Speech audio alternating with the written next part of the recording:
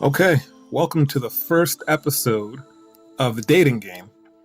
Tonight I have with me a friend of mine, Maddie. How you doing today, Maddie? Hey, Sean, thanks for inviting me. I'm sure, no problem, no problem. And I just want to put a date stamp on this so the viewers know what they're listening to.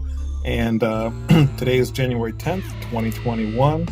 We've got a couple questions we're going to be, asking Maddie and just kind of seeing how she feels about dating in general. This isn't actually a dating game type of podcast. It's just to share experiences, to maybe help some people out as far as what to look for, what to look out for, red flags, and things like that. So, without further ado, we're just going to jump right into it. Hey, I'm just kind of nervous. Nothing to be nervous about. I mean, we're just talking, we're having a conversation. Yeah. So, right now, Maddie, you're single, right? Very, very single, yes. And when was your last relationship? Like, how long was it actually, and like, how long did it last for? My last relationship was like about 2.5 years, and we broke up about 7 months ago. Okay. So, but I was kind of ready to be out of the relationship like a year before it actually occurred. So, like, I was kind of planning my exit strategy, I guess. How is that how you would say it? Like my exit strategy? Yeah. Exactly. Yeah. So why did you want to get out so like a year before it ended? Like, what was it? And what took so long? It's a whole year. That's a lot of time. So when you're in a lease with someone, that changes things when you sign on the dotted line and contract. And so that's kind of why I held off. I also kind of held off because he depended on me for like everything, and I felt like I was kind of like abandoning almost like a child. Like like it was bad. It was very toxic, and it was very like made me feel like I was taking care of someone. So it like fulfilled me, I guess, that like mother side of me. Like I wanted to like take care of someone. So yeah, I don't know. I've heard about that a lot. That a lot of girls want to take care of a guy, or they want to fix a guy. They see he's got issues or problems, or it just isn't quite where they want him to be. Yeah. And they feel like I'm the one to fix this or get him right. Yeah, absolutely. So, like, I mean, what's that all about? I think it's like, I read this quote recently. It's like the love that you want in your relationship is like the love you're missing when you were a child. So, like, I feel like my way of like controlling like a situation is like to be the one that like is in control, like makes more money and like, like has the car and like I don't mean to do that. It's just like every single person I've dated, with the exception of like 2 of them, like weren't able to stand on their own 2 feet. And it's just, I always seem to get like the injured puppies. Like I want to adopt like the pit bulls and like, make them a house bred, but they're like wild. You know what I mean? It's like this whole thing of like fixing someone, where I constantly think I have to fix like a man, but like I shouldn't have to fix anybody. And like people are gonna not change. Like people are gonna be who they are in a relationship. Like you can't change anyone. So it took me like 5 years to figure that out for some reason. Like I don't know why it took me so long to like get to that point, but I'm finally there. Thank God. Takes us all separate times. Yeah. So I mean, for the audience, like, let's get it like a stats list of, as far as this last guy, what he was about, like what drew you in, what made you stay so long?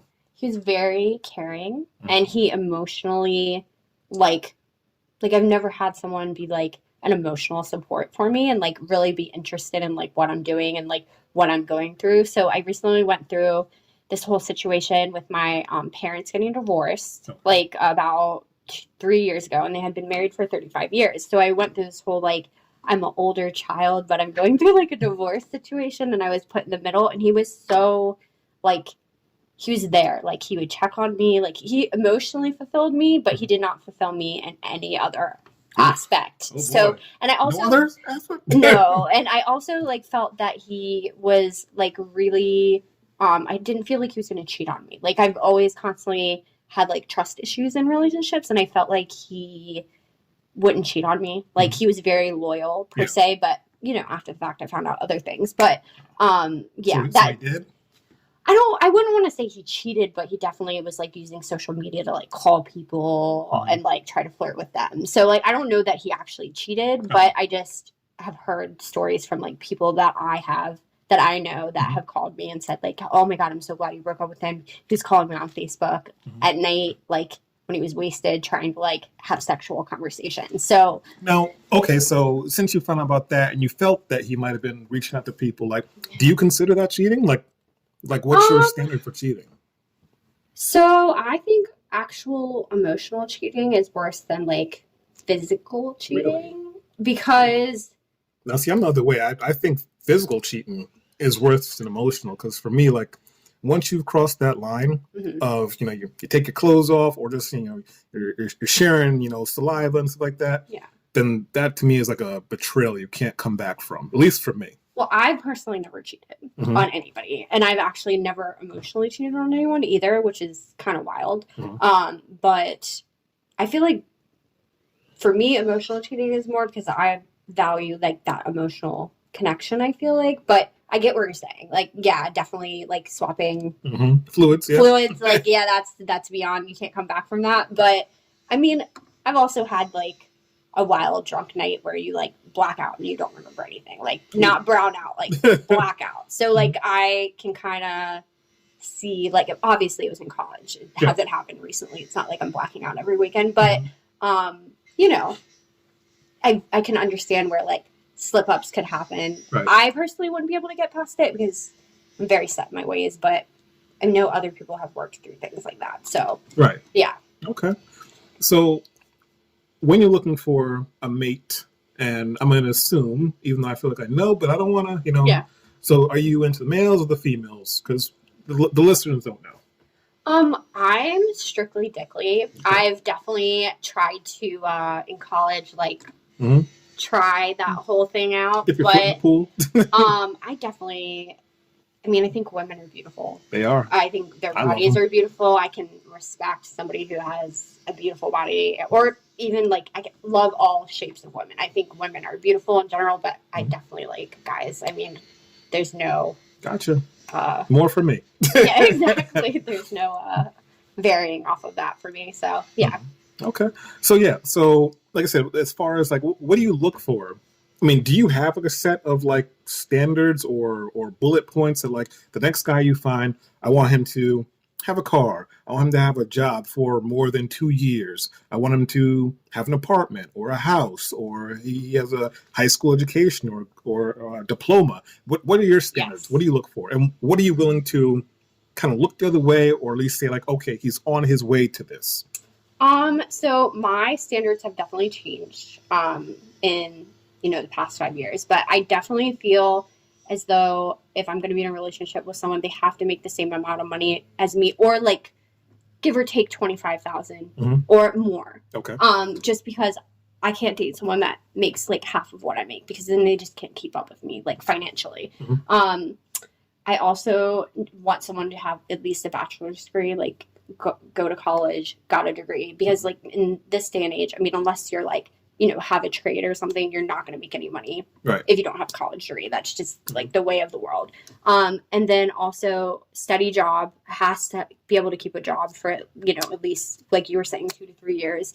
And then I have a thing where no kids, because I want to start a family with someone. Okay. So I don't want, if it was a situation where it was like a divorcee and he had like one child, I think I would be okay with it, and then we could have a child together. But I definitely can't like take on 3 kids. Do you get what I'm saying? Like I'm not, especially if you're stepmom, you can't really like be a parent. No, you know what I mean? You're like a friend.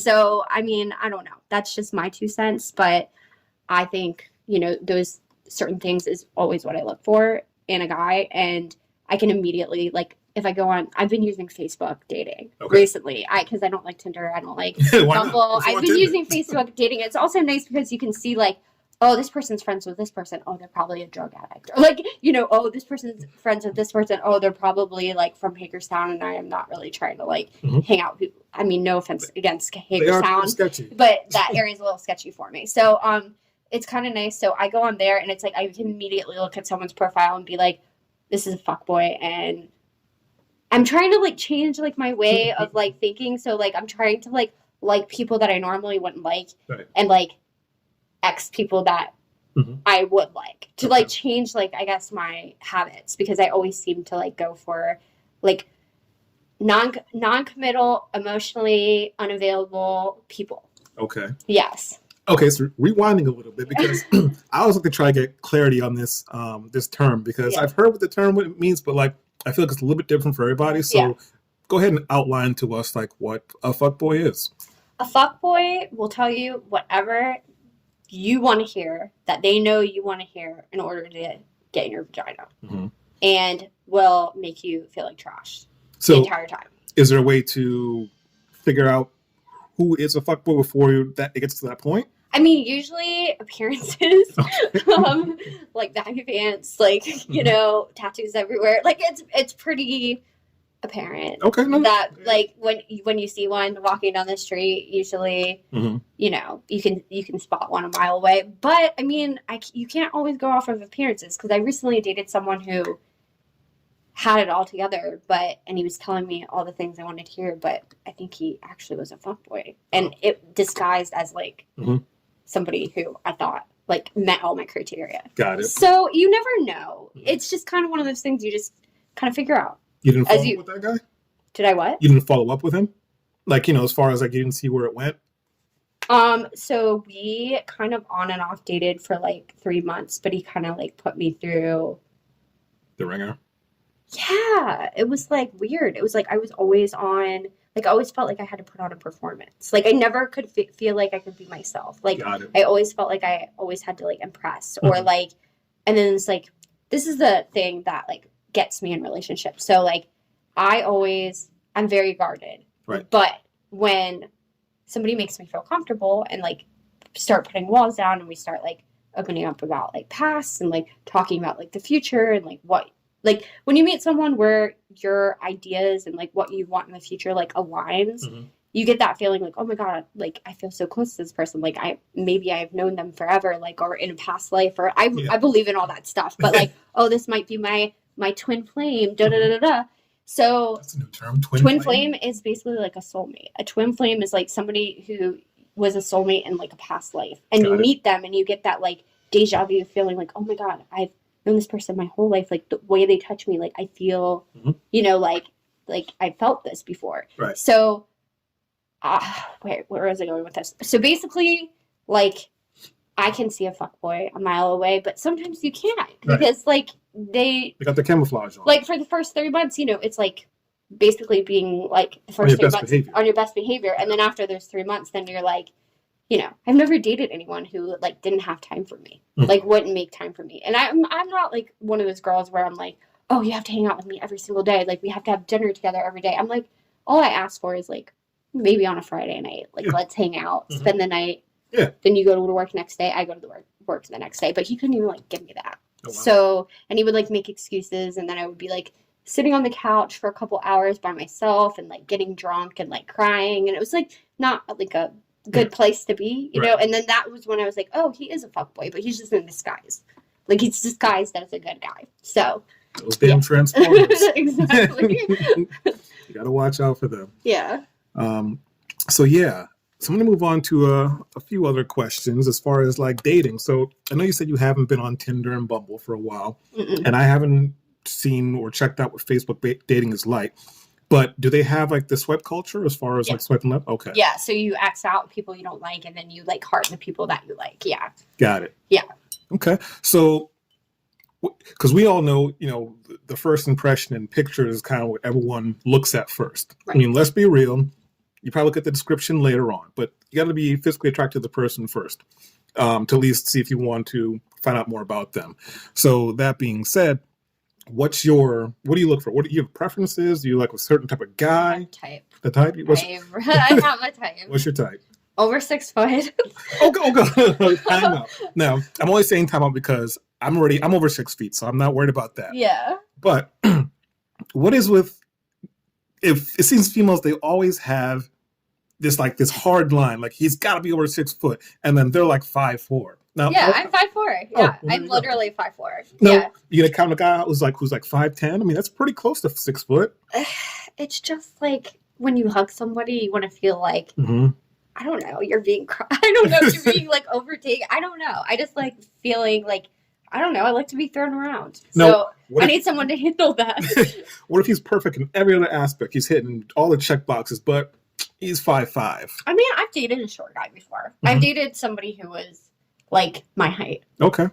I couldn't like take it seriously though. Oh, wow. Yeah, I mean, I did. I mean, a little brief like entanglement, I guess you would say, but we weren't really dating, but I mean, I just couldn't take it seriously. Okay. Plus, he was way younger, so that's probably why he was like way shorter. You like him young, huh? No. And now I'm like, now I have to, if I do date young, they have to be at least like 27, 28, because I can't do that like early 20s thing. Like, you know, we've all been there. Yeah. And we were all there in the bars, you know, making fools of ourselves. Like, I can't take myself back to that time. But yeah. All right, so we got the height down. So height. What's next?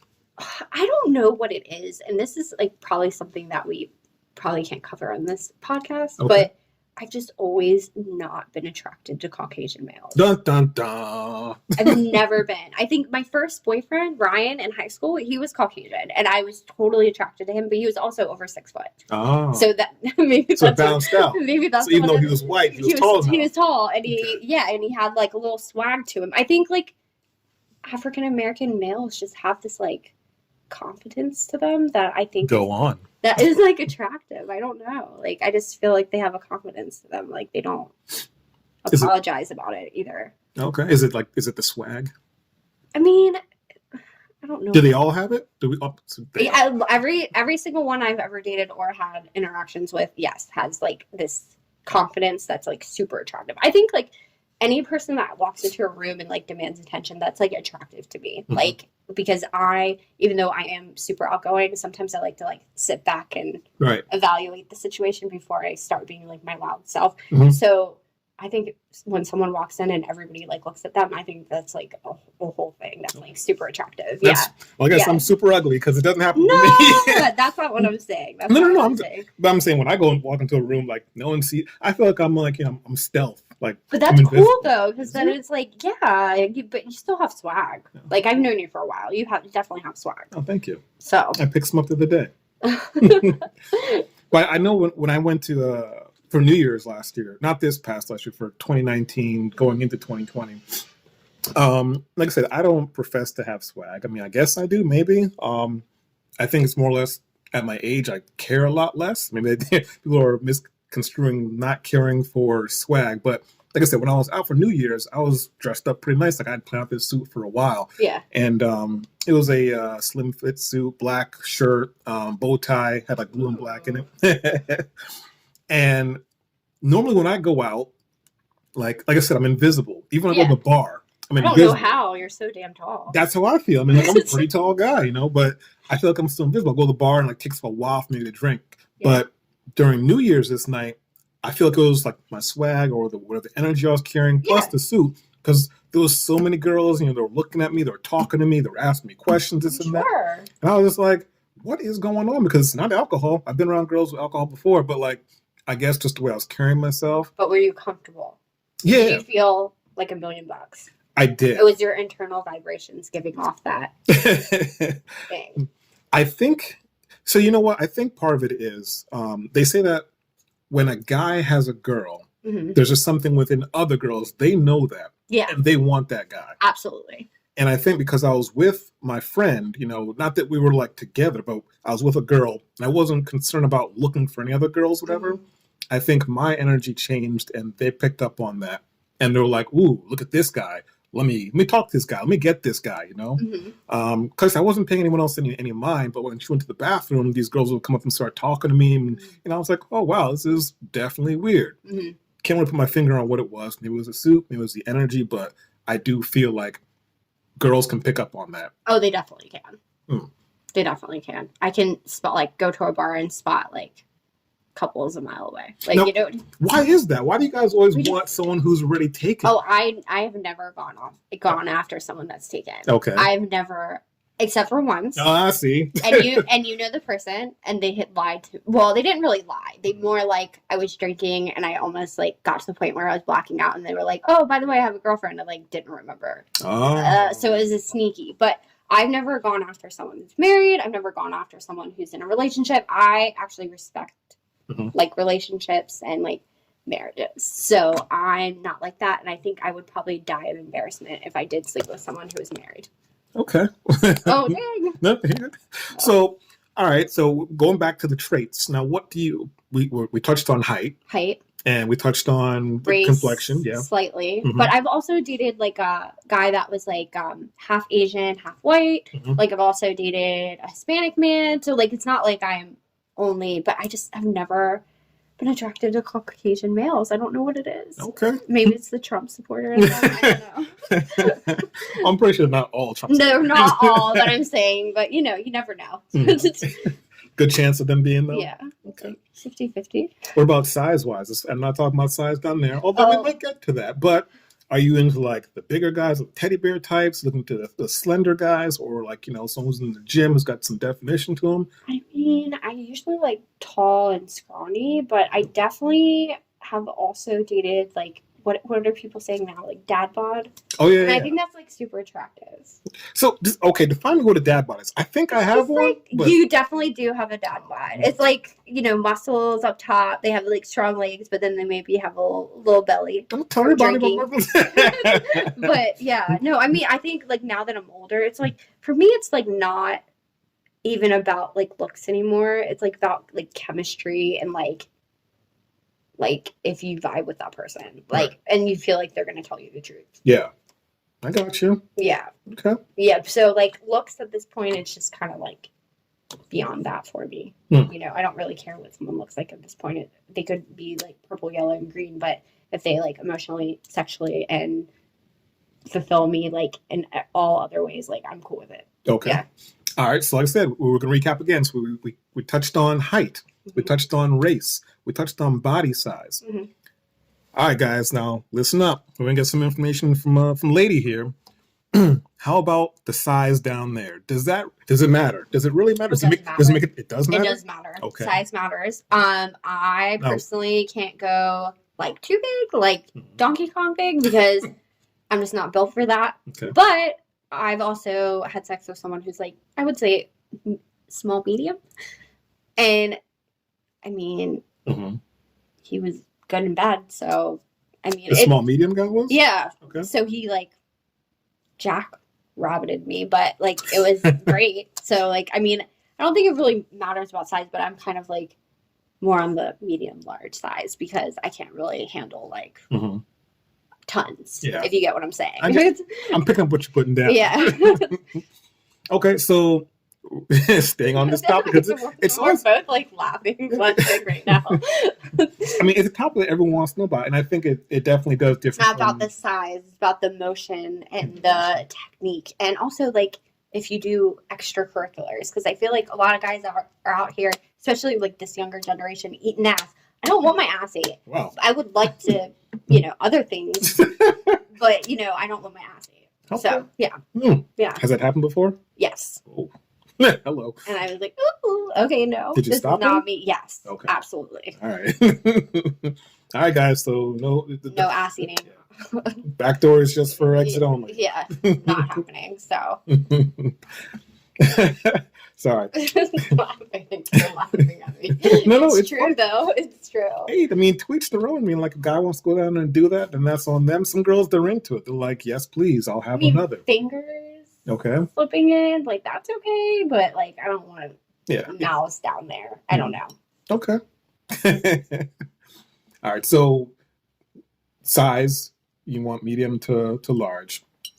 Now, what about time? What kind of time are we talking? So I get annoyed if, like, during intercourse, if somebody doesn't come within, like, 25 minutes, because I just don't have time for that. Wow. What you got to do? What are you doing with your day? Yeah. I mean, I have work, and I like to sleep, and, like, I mean, like, multiple sessions are fine, but, like, And like, sometimes I'm ADHD, so like my mind will go everywhere, and like I'll get bored. I'll start thinking about like making lists of things that I have to do at work the next day. Like, I need my attention to be 100% for me to like enjoy more than like 25 minutes. Yeah. So what's your optimum time? Talking like 12 minutes, 15 minutes? Because 25 is kind of your max. Like, yeah, like come on, hurry up. At this point, like, is something wrong down there? No, but I would say like a solid 15. That's good. Right. Yeah. So let me ask you this: what if he hasn't finished? Do you feel like that's a slight on you? Yeah. Really? Yeah, absolutely. Why? I feel like all girls feel that way. I find it like really satisfying when someone like comes. I don't know why. Like the other person comes. I don't know. It's satisfying for me. It makes sense, but I mean, like, you're getting what you want, and I'm gonna tell you right now, guys, we're happy as long as we get you naked, and if we can get you naked, that's like, the first step, and like, cool, we're doing good. Yeah. We have sex, even better. Yeah. But if we don't finish, we're not mad about that. I would think most of the time. Yeah, but then women are always like, oh, am I sexy enough? Did I do this well? Like, did he not like this position? Did he like this? What about when I kissed him here? Did he not like that? Like, we overanalyze everything. Well, at least I do. So. Don't make it a little piece of advice. Yeah. If he's ready and his guy's ready and it's at full mast, don't worry about it. You're good. Yeah. That's what you need to worry about. I think just with my last relationship, I never wanted to have sex. So now I'm like hyper sexual. So I guess. Watch out, guys. I'm like out on the prowl now. So yeah. Don't go out alone. Yeah, really don't. So, all right, so we got past all those the interesting stuff. Now, here's a question that I have always, at least as far as my answer goes, when people have asked me this: who should pay on a first date? I feel like whoever extends the invite. Yeah. I feel like when it comes to like the second and the third date, then that's more like up for, oh, we'll split it, or I'll get this one, or like, I think that's like more understandable. But I think the first date, like whoever invites the person should like have to pay. Okay. So here's how I see it. When it's a first date, especially in the swipe culture, you meet someone on Tinder, whatever it is, and we say, let's meet up. Mm-hmm. I feel like both parties, they should basically go Dutch. You should pay for yourself. Mm-hmm. Now, I don't adhere to that. I do pretty much usually pay for both of us. But I feel like the female should come prepared to pay for her. Well, yeah. Mm-hmm. You should always be prepared to pay for your own meal in case it's like a disastrous date. Right. But like, that's not sexy. Yeah, but I mean, like, why should he have to shoulder the burden? Well, I'm not saying it's a burden, but like, why should he have to shoulder your bill? It's the first time he's meeting you. He doesn't know what you're about. You don't know what he's about. That's true. But if you know the person, like, they know what you're about, and they should want to like. Well, we're talking like I said, you just met him on Tinder. Just met him on Tinder. Well, first of all, if I just meet them on Tinder, I'm going to talk to them for like at least a month and a half before I go out with them. Yeah, because I want to make sure you're not a serial killer, and I'm not going to end up in your basement. Serial killers are very patient people. Yeah, that's true. Look at Ted Bundy. But, I mean, I get what you're saying. I hear you loud and clear, but I think I would be like totally turned off. Gotcha. Is that weird? I mean, no, but kind of. Or like, what if it was like, oh, I'll pay for drinks, and then you get the food or something? Like, what if it was like that? Right. I don't know. At least you're trying at that point. True. So here's what I like to do. I like to, on a first date, go for a coffee date. Mm-hmm. Because I heard from someone, or someone told me, like, a coffee date's perfect because it's not something you're kind of like locked into as far as like time-wise. Because we go out for dinner, you got to wait for the food to come, you got to eat the food, then you wait for the check to come. And if it's awkward, then it's like, exactly. The time just like hardly takes by. Yeah. Right. But with coffee, 15, maybe 20 minutes max, and then you're out of there. Unless it's going really good, and then you can extend it. Mm-hmm. So I think the first date, coffee dates are a good thing, or a good place to start off with, because if you're enjoying each other's company and the conversation's flowing, then you can extend it past the 20 minutes, And there's no stopwatch on it, but both parties know if it's working or not, Because then after 15, 20 minutes, like, okay, this was nice meeting you. Talk to you later. Exactly, or message me, something like that. And that's kind of a hint to the other party that not really into you, not really working out, something like that. Same thing with paying. So I think it would help females a lot if they would get out of that mindset where he's a man, I'm a female, and it's the man's job to pay. Here, to follow me here, because that's another way you can let a guy know in a soft soft terms that thanks for meeting me. I'm not really interested in you. Good luck, Yeah, yeah. But if you're meeting some guy and he's obviously into you because he wanted to meet you, and you go out for coffee and you have the guy pay, he's like, okay, cool, I'm doing good. Second date, Mm-hmm. and a second date doesn't come, then they kind of feel like they've been used. Yeah, I could see that. So I could totally see that. Yeah, so I just think that sometimes the female persuasion needs to kind of step up to the plate, because if you can't say at the end of that first date that I had a good time, but I don't really feel the attraction to you, I don't feel the spark, even though I don't believe in always feeling the spark when you first meet someone. Sometimes it comes later, but that aside, I think you should let them know, like, thanks, but no thanks, Yeah. And if you can't say it verbally, I think you should say it with your pocket, basically. And I think that's fair, especially if you're going for a coffee date. What was the coffee? $3-5? Yeah, that's not bad. You're not going to break your bank. Coming from the girl that literally ate off of men for like my early 20s, I can kind of feel bad about this conversation right now. I survived that way for a while. Yeah, and that's the thing. Like, women, they want equality, and I'm all for equality across the board. Yeah. There's a comedian, Bill Burr. He's got a funny sketch. Basically, he kind of outlines how dating can be between males and females, and equality. And basically, he's saying that when it comes down to going to the movies, like, oh, you can have that. Oh, equal pay, we'll take some of that. Yeah. And the things you guys want to cherry pick what you want, what you don't want, but at the same time, you want to say, I want to be treated equal. I want to be paid more. I'm not getting into that that conversation, but if you want equality, it goes across the board. It's true. You can't pick and choose. It's true. Well, you can, but you should. Have you ever heard of couples like that live together, like splitting everything 50-50? And then there's other couples, they live together and the man's like, oh, I'm paying the mortgage and you pay everything else or whatever. And or I've also seen couples, married couples, the man pays for everything and then what the woman makes is just pocket change. So it's everybody has their own kind of way of doing that. But yeah, I get it with dates. It should be Dutch. I definitely think that way. But I personally, if somebody was oh, well, are we going to split this? I'd be like, okay, he either doesn't like me or he doesn't have the money to pay. And that's both of those things are turn-offs, obviously. Mm-hmm. So, yeah. Now, during that first date, when it comes time to pay, do you reach for your purse? I always do. Okay. I always do. Right. Yeah, I do. Unfortunately, it's a bad habit that I have. I always expect to pay for every date because I've never, ever in my lifetime, I've had a couple guys pay for first dates, but then I always have to pay for everything. Oh. So I'm just so used to paying for everything that I always reach for my purse. Yeah. Gotcha. Well, that's kind of setting a bad standard because I don't think you should have to pay for everything, but definitely on a first date, you should be ready to pay. Not saying you have to, but be ready for it. Now, have I been on a first date and in my early 20s and looked at my debit, or my bank account and been oh shit, I only have $20 mm-hmm. and then try to figure it out and transfer money? Yeah, absolutely. But I've always been prepared to pay for everything in my life because I'm an independent woman. So, and that's what I find sexy. A girl who can take care of themselves. They don't need anyone to take care of themselves, but they want someone to help enrich their lives and bring them up. Not just bring them up, but prop them up when they need propping up. Because that's what makes a strong relationship in my eyes. Yeah. If you're having a bad day or you've lost your job or whatever, if you're in a relationship, it's up to that person to fill that void, to help you get past that. Yeah. Agreed. 100%. Mm-hmm. All right. So on your first dates, do you dress up? What's your dress code when on your first date? Are you showing up? Are you showing out? Or are you just kind of eh?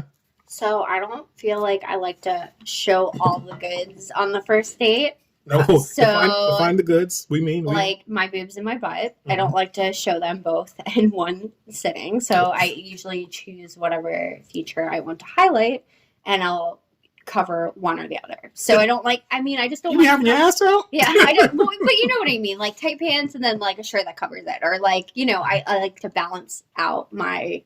Gotcha. You can have one, but not both. Yeah. I definitely dress up. I always dress to impress. I feel even when I'm just chilling, but I definitely don't love to full on dress up heels and a dress. That's not my vibe at all. So yeah. Okay. All right. So no heels. No, I love, okay, so I love booted heels. Like, you see me wear them all the time. I like booted heels, but I do not like stilettos. Stilettos are not my friend. I went on point way too early. I rolled my ankle so many times that I will fall. I'm clumsy. Like, me and stilettos do not go well. So, yeah. That's, I mean, I love it when a girl does wear heels and stilettos. Yeah. I think in moderation, it's a good thing because what they say, it like props your butt up. It does. Makes you look nice. Yeah. But when I say in moderation, because I've known females who, sorry if your feet are this way, but they wear heels too much, and then their big toe starts kind of curving in. Mm-hmm. Yeah, it looks really bad. Yeah, and I get that. I'm like, you probably should stop wearing heels so much, you know? Yeah. I mean, is it really worth your butt looking good to have your toes crooked? It's not. But I mean, I also was a dancer for a long time, so I went up on point when I was 13, and that does like irreparable damage to your feet, especially when you're like growing still and like developing. So my feet are pretty jacked, but I mean, not so bad that no one can look at them. It's not like that level, but you know. So I don't wear stilettos for that reason, because first of all, my feet hurt, and also I'm property manager, so I'm running around all day. I cannot wear stilettos. So booted heels. So like if you wear like 2 or 3 inch heels, it lifts your butt up. Yeah. Okay. Without the pain. So. Very smart. Yeah. Very smart. All right, I'm going to get into one more question. Well, one more topic question before we get into a story of yours. Oh God. Yeah. So just go get your gears flowing, the fluids flowing. As far as like a good story for us, it can be as crazy as you like or as memorable as you like. Right. But anyways, what is your definition of love, and when do you feel it's most appropriate to tell someone you love them? Oh, I'm horrible at this. So my definition of love, I've only been in love, I think, like 2 or 3 times in my life. Mm-hmm. And my definition of love would be just like unconditional, I feel. Mm-hmm. Like somebody who takes your bad with your good. You know what I mean?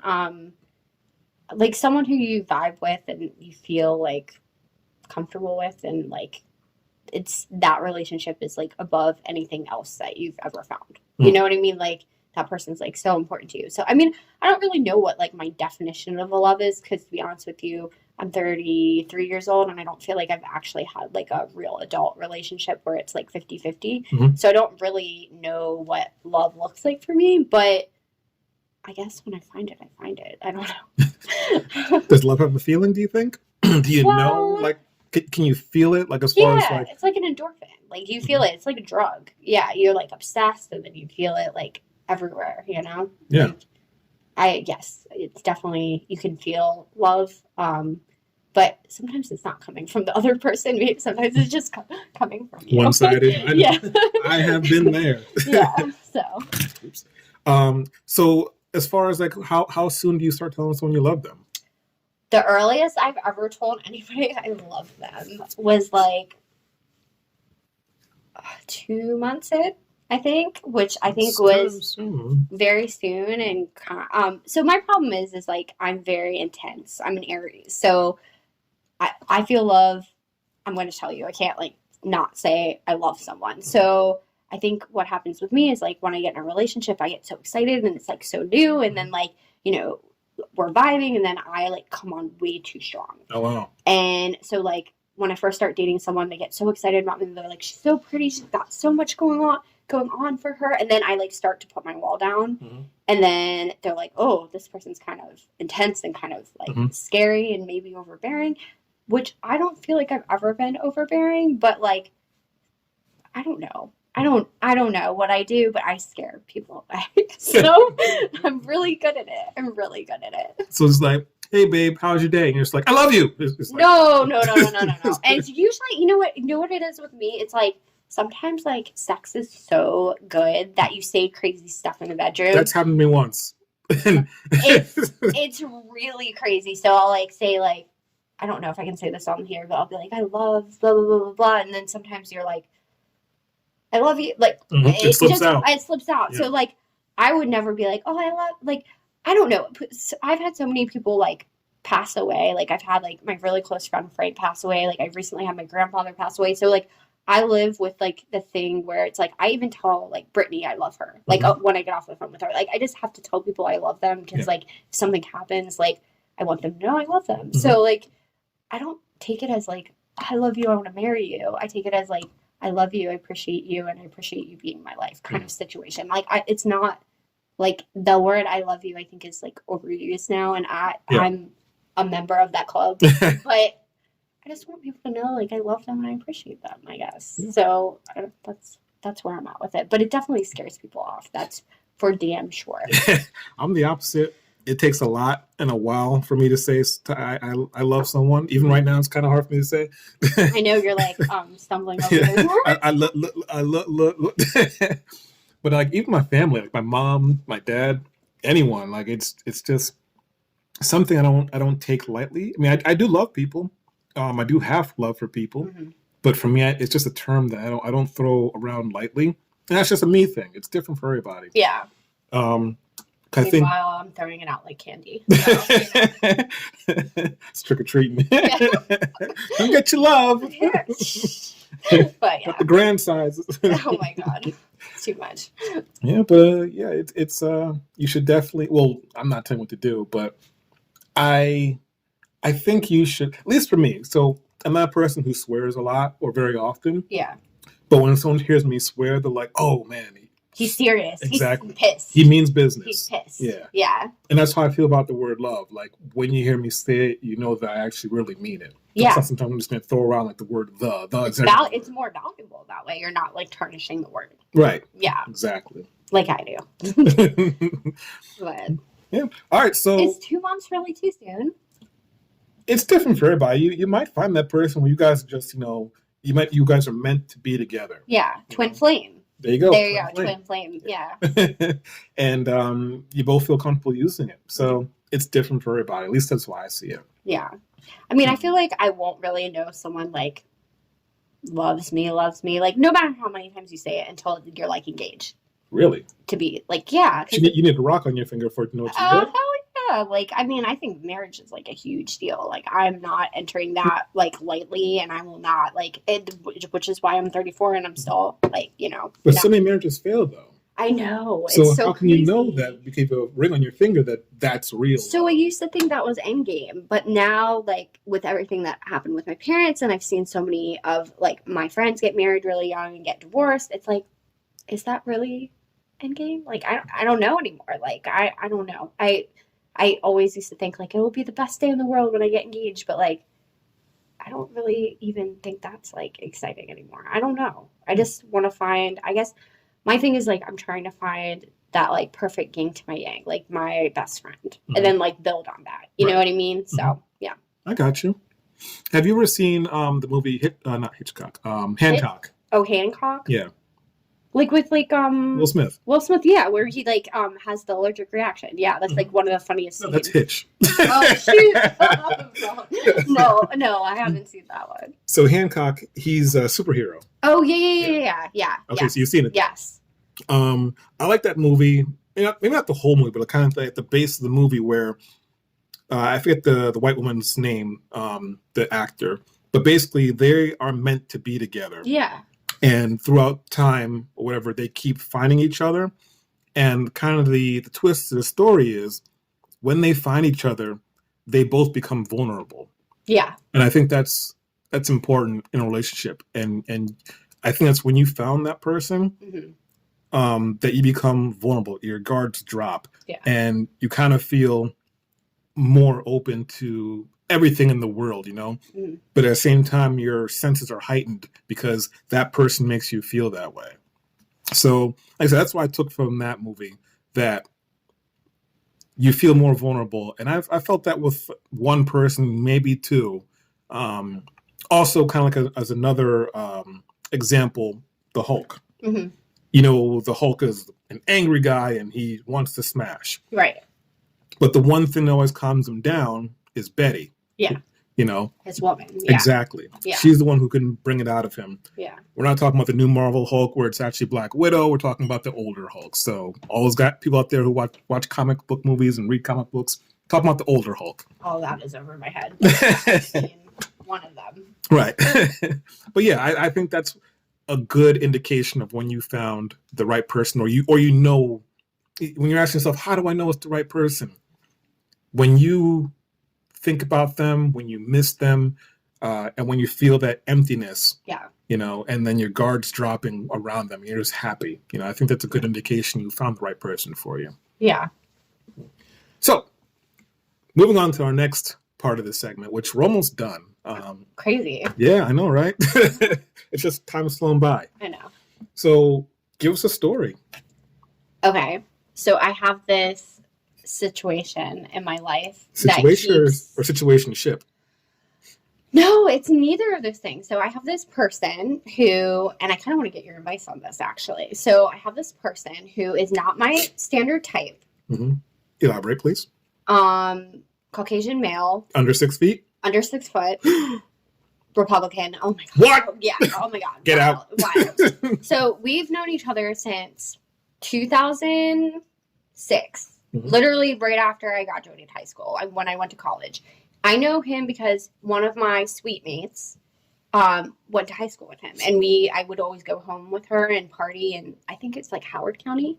So I got to know like all the people she went to school with and everything. And I met him and it was an immediate connection. It was something like I can't even explain, but like we were obsessed with each other. We've literally been texting each other every single day since that day until now. Like we have this like deep friendship and relationship that like is beyond. One time I was at a bar, not even like looking for him. Like I was at a bar for Halloween. Mm-hmm. At the time, me and my boyfriend were fighting because he got drunk and he was being stupid. So I go to the bar to get a shot to like calm myself down, which obviously, you know, That's you get alcohol to calm yourself down. Really that's smart. the idea. Early 20s, you know, have no idea.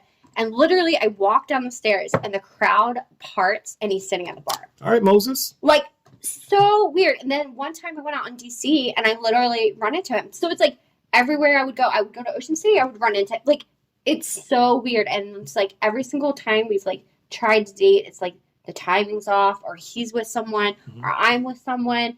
And we like this week got into a huge fight because he was like, well, this is never going to happen, is it? Blah, blah, blah, blah, blah. But like he's with someone. He's been with someone for like years. And I told him like, this is probably never going to happen because I will not like screw that other person over. But like it's just so weird. Like we keep crossing paths and it's like that just goes to show you like there are like soulmates in the world, but it's all about like timing. It's like timing is everything. And it's like at this point it's like I definitely am not in love with him and I don't think I could ever be in love with him, but he's like my best friend. Like he knows me he knows more about me than I think any guy in like the whole world. Even like my own dad or like my brother like knows more about me than anybody. It's so wild. He's been with me through so many stages in my life and we just like I'll get mad at him, cut him off, and then like 2 months later we're just talking like nothing happened. So like it's just crazy. It is crazy. Yeah.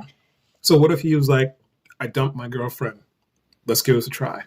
Well, I first of all would feel super uncomfortable with that because he's like in the process, I think, of almost getting engaged. So that's not the kind of karma I want to carry in my life. And I also am like a huge believer in like timing and like what's meant to be is meant to be. And he's like not the right, he's not, I mean, if the timing's always off, like it's not gonna work. Yeah. But he's obsessed with me. Like he just thinks I'm like this like sexual like deviant. Like he just thinks I'm like the most sexy person he's ever seen. And like he just like daydreams about me and I've like never had that before. So like he just thinks I'm like the most awesome person and like more than I think I am. So I don't get why he doesn't leave the chick he's with then if he thinks that you're the top of top. He's a Gemini. You know, they're two-sided. Oh. Yeah. I mean, I think he's always like wanted to be with me, but I think I have, you know, issues that like not issues, but like, you know, normal. No, I mean normal girl things. Like I have like days when I'm kind of down or like I'm depressed or like I'm hard on myself. So like he just like I don't think he wants to like deal with that. And he also has like millions of dollars of stocks that they bought together. So like I'm not gonna break that up. Like that's a power couple right there. That's a Beyonce Jay-Z situation. Your millions of dollars of stocks. No. If I get millions, it's gonna be on my own terms. So I don't know about that. yeah. It's admirable. But it's so crazy that I mean been since 2006. So, like, that's 15 years almost. Like, Well, good if work. if they don't work out, me, I'll get with her and get her millions of stocks. Yeah. I have no qualms with that. So Yeah, well, you just let me know. Whatever your name is, guy. yeah. It's wild, though. We've been friends forever, and it's like the time is just always off. So, but now I'm to the point, like, I'm kind of over it. Like, Mhm. I'm just like, I don't think he would ever be the right person for me because of, like, what he stands for. You know? Right. Mm-hmm. Wow. We don't see eye to eye on that. But so you think it could work or it couldn't work? What's the? Oh, it's so confusing. Well, here's my thing: is that if you're talking to a guy, or a guy's trying to talk to you when he's in a relationship, Mhm. he's probably gonna do that to you too. Good point. And I would kill my boyfriend or my husband if they were doing that to me. Like, I would devastate me. So, like, I wouldn't want to. You know Yeah. this is recorded, right? You can't say you're gonna kill people. No. If I they're mean, like, dead, then no. I mean, crimes of passion. You know, I would get away with it. I watch a lot of ID channel, but I just couldn't, like, do that. Like, I couldn't live with myself. You know, if like I broke that up. So it's Yeah. just my morals, I guess. Mhm. My morals have always gotten me because, you know, I could have had, like, a sugar daddy at this point. I could have had, like, lots of things, but I could have been a stripper. But, like, you know, my morals, unfortunately, Yeah. you know, those do get in the way, they do. but usually for a good reason. Yeah. So I have that problem too. Yeah. Sometimes I want to be a bit of a deviant, but the morals like, hey, Yeah. stay on the path. Exactly. It's really hard. Yeah, It's really hard to be a good person sometimes. It is. It's the hardest because everyone else sucks. I know. So why can't I suck? You know? Phrasing. Yeah. Right. Wording is really necessary. All right. So, Maddie, one more question. Well, maybe not one more. We'll see where this goes. Okay. But children. How many kids do you want to have? Do you have a certain number?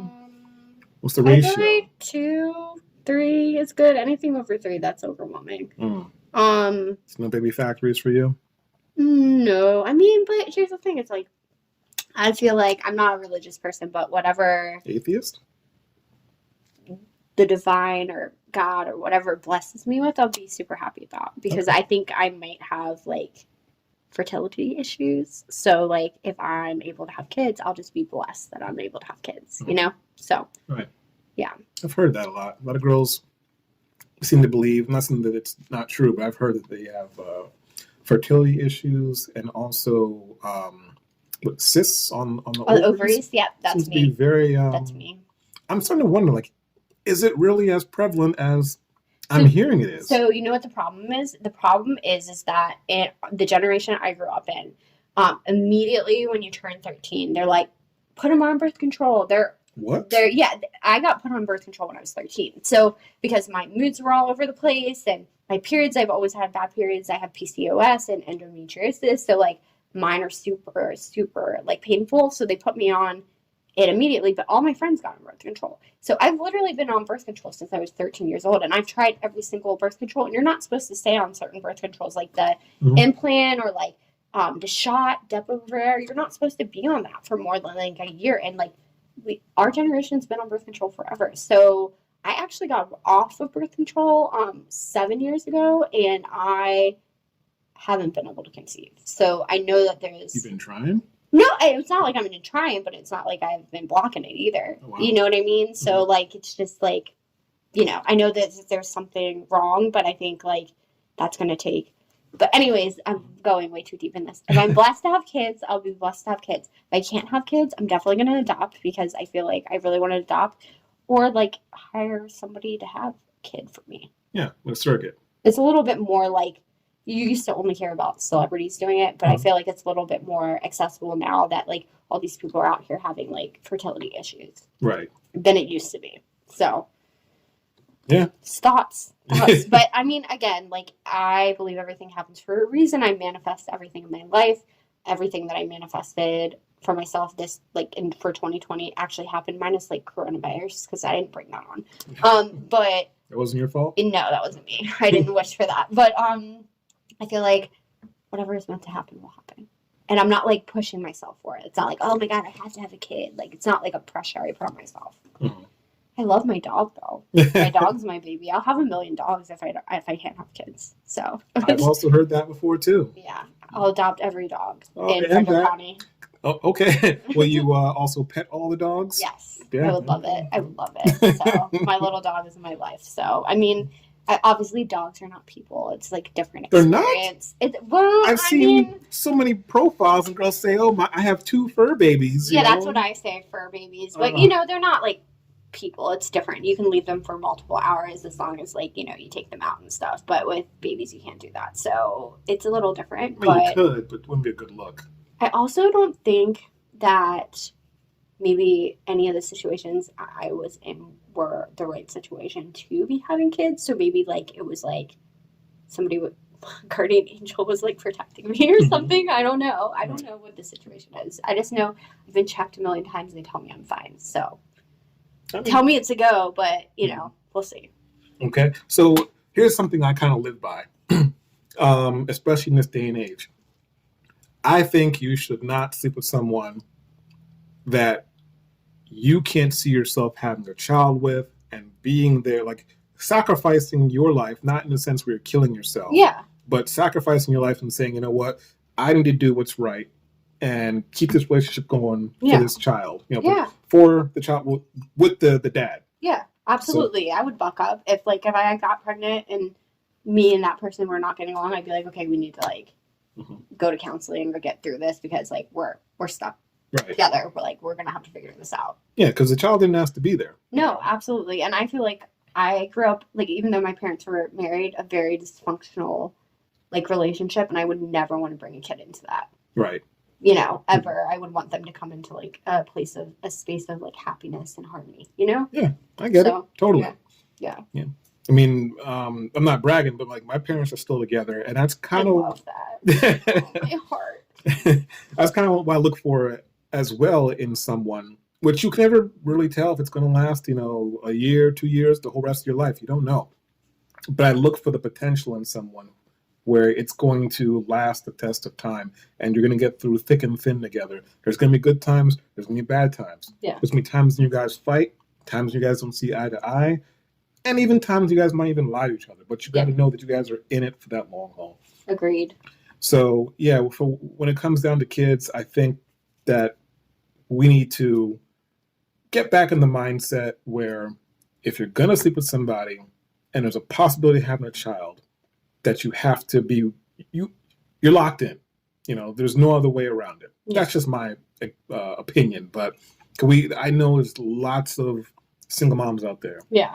And I think they kind of get a sour deal where they end up being the ones taking care of the child. Yeah, absolutely. I know so many women that the baby daddies are just non-existent. I mean, even my own ex-boyfriend, he was non-existent in his kid's life, and it killed my soul. Like, it killed my heart. Like, I couldn't even believe it. Right. Because that would not be me, you know? Same. I think if you make a child, you need to be there for the child, regardless.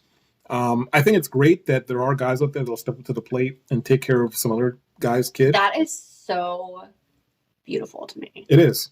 But I'm not one of those guys anymore. Well, and also, like, I really don't feel like somebody else should clean up somebody's. I don't want to call a child a mess, but somebody else's mess. It's not like your job to like come in and be like, excuse my French, Captain Save-A-Ho, and like, you know, save the wife and then or the woman and then the whole family. Like, you know what I mean? That's like not a good pressure to have on you.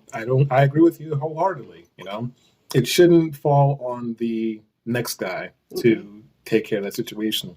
But usually you see women that have like kids or whatever, they'll have like, I mean, no offense, we're in Frederick County, like multiple baby daddies. And then the next guy that they date will just totally have it together. It's like total opposite of like the baby daddies, where they'll just go totally left and be like, this is what I want and this is what I need, because otherwise I'm not going to survive. So this is what I gotta want. Yeah. Exactly. It's a life-changing experience for sure. I know. And I look at I'm always the guy on the outside looking in, not just in dating, but I ask myself all the time, why isn't that all these females that before they have kids, because there's lots of girls out there that do have kids, they have friends or family members, and they see the struggle. They see the struggle that the single mom goes through, and they don't say to themselves, okay, having a kid's not a bad thing, but I'm not at that point in my life where I want to have a kid or have to take care of a kid. That's a huge responsibility. So I should probably do the right thing to not have a child right now. Mm-hmm.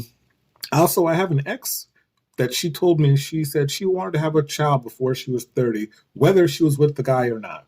Oh, that's not good. Because then you don't, like, just having a child, like, you can't do that by yourself. Yeah, go get a dog. Yeah, seriously, if you're, like, feeling that way. Yeah, no, that sounds like a nightmare situation. Because I kind of have, like, the same, like, thought process recently. Because I'm, like, about to turn 34, I'm 33, and I always said, I'm going to have a kid by the time I'm 35. Otherwise, you cross into that, like, oh, this might be, like, high-risk ratio situation. So I was like, I have to have a kid by the time I'm 35. I have to have a kid by the time I'm 35. But we can't put that pressure on ourselves. Because we don't know, like, what our life is supposed to be. Like, you can't put that pressure on yourself because if you push for something and then it actually happens, it may not be what you actually want. You may think you want that, but then you bust out a kid and then you're like, oh, this is not at all what I imagined it being, and this is way harder than I thought. It's not like what you see in the movies, like you just have a kid and everything's perfect. Like, it's not like that. It's messy and it's hard to have children, raise children. I mean, look at all these little children running around that have horrible parents. Like, that don't watch their children and they're just running rampant, like, poor things. But yeah, they have no, like, direction and no, like, discipline. So I see them all the time. Definitely. It's tough. It's definitely tough. But yeah, that's wrapping up pretty much our hour. So one more question for you.